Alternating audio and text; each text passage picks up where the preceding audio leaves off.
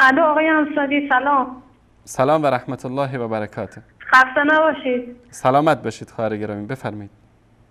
تو افتخار ما هستی آقای انصاری. سلامت باشید، شما بزرگوارید. شما کمک کردیم که ما دین حقیقی ما رو پیدا کنیم. الحمدلله الحمدلله الحمدلله. ببخشید آقای انصاری، من الان 3 ماه نمازم رو ترک کردم به خاطر اینی که نمیتونم چطوری بخونم. آخه تو ملایه در شهرمونه نماز که میتونم از آن اقامه که میگیدم اشهد ان امیرالمؤمنین رو میگم، شما میگی نباید بگید. حالا خواستم به طور کامل نمازم رو به هم بگید.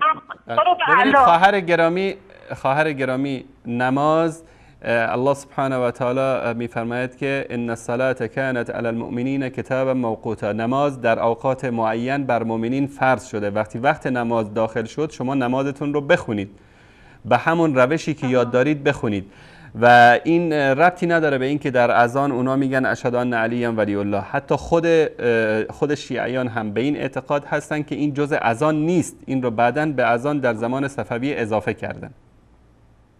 خب حالا اگه بگم اشکال داره نظر؟ نباید بگید، چون جزء اذان نیست. شما نگید، اما این که در مساجد میگن شما که دیگه سلطه‌ای ندارید بر اونها که اینا رو منع بکنید از این. نه، چیزی که خدا برای بندگانش گفته اونو باید بگم من. امین اذانی که میگن بدون اشهد ان علی ولی الله، اذانی است که رسول الله صلی الله علیه و آله و سلم در زمان ایشون و در زمان صحابه، در زمان اهل بیت، در زمان علی رضی الله تعالی عنه این اذان گفته میشد و مسلمان‌ها بر اساس این اذان نماز میخوندن. حالا اگه قنوت بگم اب نداره؟ قنوتو بگم؟ شما فعلا بر اساس همون نمازی که بلد هستید بخونید، طبق فقه شیعه بخونید و به همین ایمیل live@وصالفا.tv یا book@وصالحق.tv پیام بفرستید. ما روش نماز پیامبر صلی الله علیه و آله و سلم رو کتابش رو برای شما میفرستیم. چه شماره رو بگیرم؟ الان همین ایمیلی که رو صفحه تلویزیون زیرنویس شده.